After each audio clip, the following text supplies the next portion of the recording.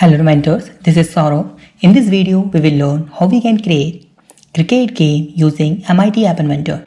So that's the second part of this game, okay? And make sure you have to watch first part of this game, okay? And I will give you the link in the description. So here we start.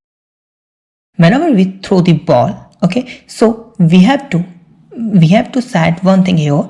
We have to again set this label, that one value, set label text value should be again 3 because of we have to throw our ball again, so make it 3, but we have to disable the timer, okay, for that. So just set clock dot enable should be false, right, like this, okay.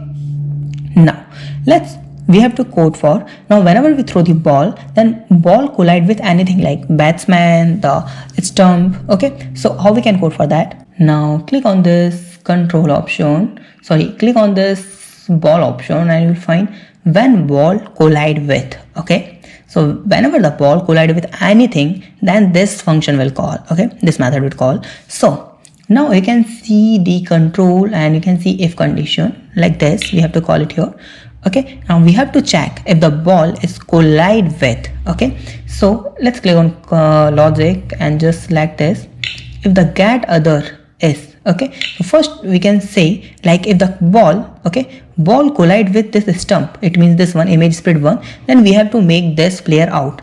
So go to the block, click on this image split 1 and you will find your image split, this one, okay. Then when the ball collide with image split 1, then we have to make our game over. So we will call here notifier and you will find here show message dialog, this one, call it here, and the message I'm to display here, you can display here the simple message like your score is, okay. And we will use your join, okay. So join here, this one, and the second thing is go to the design and find the score is 0 right now, okay. It means label 2, so we have to display the label 2 value, label 2 dot text value, that one, right. And the title we can say that out, okay. And button text we will make it like a restart, okay.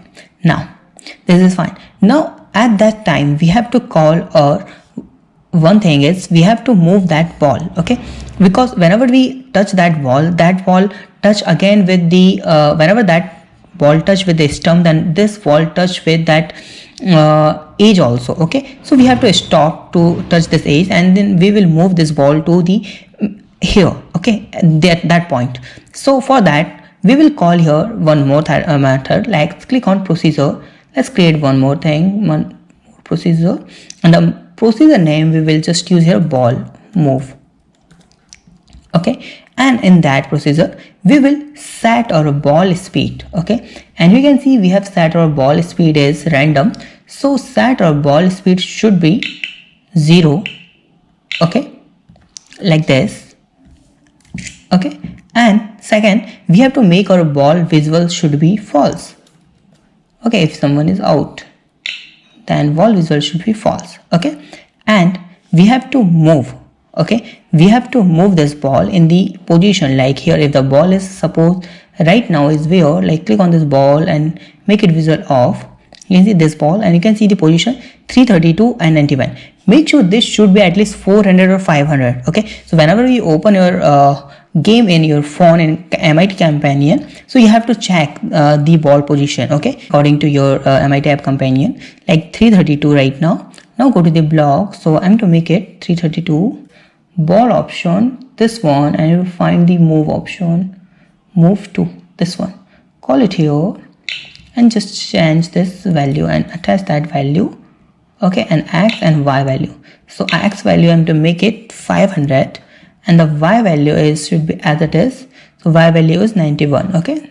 So 91 like this. Why I'm taking the 500? Because whenever I open my app, so this screen like look like in that position, right? So we have to move this ball in at least here, something like. So that's why I'm using a 500. Okay, you can do according to your requirement, no problem with that. Now go to the block section. Okay, now we have to enable a timer here again. Okay, so let's click on this. Here you will find we have enabled our timer, this one.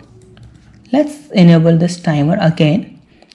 Okay, this one, right? Simple. Okay, now let's call this procedure. So click on procedure and get it move ball. Sorry. Okay, move ball, this one.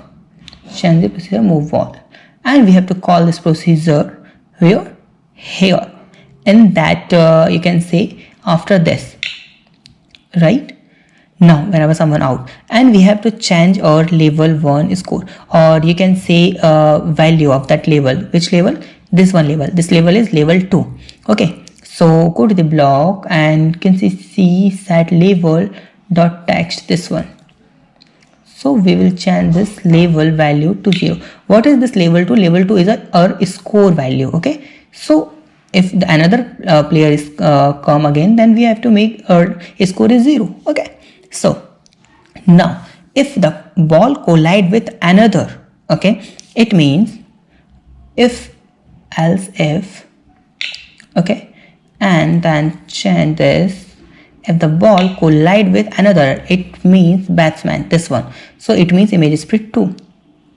So image speed 2. Then what we can do, we have to check if this guy is image is value is, what is the image speed 1 image is right now is which one? Bat.png, but we have to check that value is hit.png or not. So let's click on this upload file, and we have to upload one more file is hit.png, this one. Click on OK. Okay, now that is hit ball. Now whenever someone click on this hit ball button, so we have to change this ball. Okay, whenever someone not click, we can say touchdown. Okay, click on this button too. So we have to stop that code here, and then we have to code for here, like whenever someone click on this button to touchdown, it means this one. Then we have to change our ball. So click on this image speed 2, and here you can see set image speed 2 dot picture, this one. Okay, are you sure that image speed 2 is this? Yes, image speed 2. Now just change it, and then just copy paste this text here, and you can say hit.png, or because our png name is hit.png, hit. Okay, and on touchdown, this one, and on touch up, it means button 2, find touch down, touch up. We will change again to our on image like bat.png, like this. Okay, now let's check if the cat dot equal to image speed 2. Okay, if that correct, then we have to use here one more condition, if. Okay, let's make it here. Okay, now if the image speed 2, like let's copy paste this conditions here. Okay, and if the image speed 2 dot picture. Okay, so remove both here, we don't need it. Now image speed 2, and you'll find image speed 2 dot picture. We will find that one. Okay, image speed 2 dot picture value is, okay, picture value is equal to hit.png, or you can say like this, hit.png, hit.png, like this. Okay, then if the value is then we have to set our ball heading. Okay, so you will find we have set that our heading, this one, like this. So we will set our ball heading to between some numbers, and the number we will make it match, and you can see the random number, this one, and the random value generated from 40 to -40. That is the angle. Okay, that is the angle. So let me just show you what is.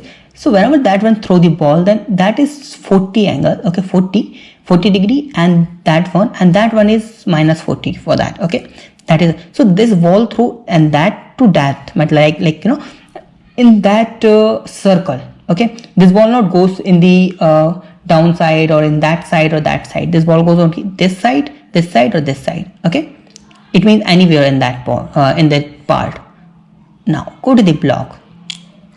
Now we have to, whenever the ball reach the edge, we have to select the runs. Like we have, first what we need to, we have to move our ball in the, like in that position. We have to disable our ball speed, make it visible off, everything. So first we will do like that, click on ball, and whenever the ball edge reach, then we have to call this procedure, that is ball move. Okay, but one thing here, we have to check the condition. Okay, and the condition should be like if.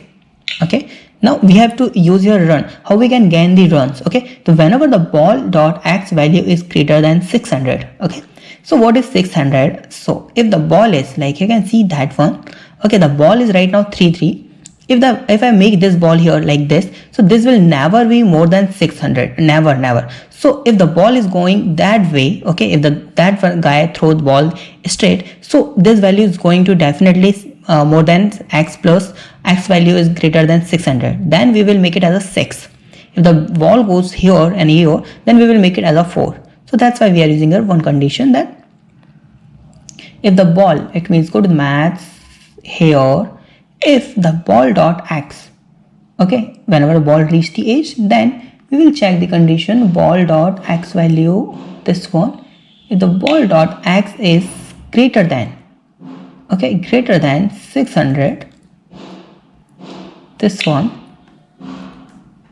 greater than 600, then we have to gain the score. So you can see score is 0 right now, it means level 2. So we have to increase the level 2 value. It means set level 2 dot text should be increased by, click on maths, and you will find here this one, the whatever the value is of level 2, it means level 2 dot text should be increased by 6, and make sure this not 60, this should be 600.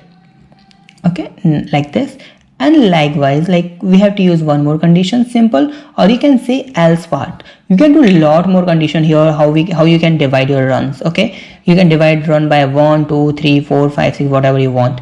So let's delete this. I have to use just simple else if, because I am using only 2 run, 4 or 6 only. That's why I have to use only one condition. Okay, and then we have to call move. Right, whenever we click on the OK button or something, then we have to enable our timer again. Okay, because whenever we click on the restart button, okay, then we have to enable our timer, and you have to do it here also, like this. Okay, and one more thing, whenever our ball reach the edge, then we have to call, one thing we should do here, we have to timer, this should be enabled true. Make sure whenever we move the ball, then we have to make this timer should be enabled. This is important. Okay, now let's, and you don't need to call this here. Okay, whenever you call, because you are calling this call move function here. Okay, so that's all about it. Okay, that's the overall code of our app.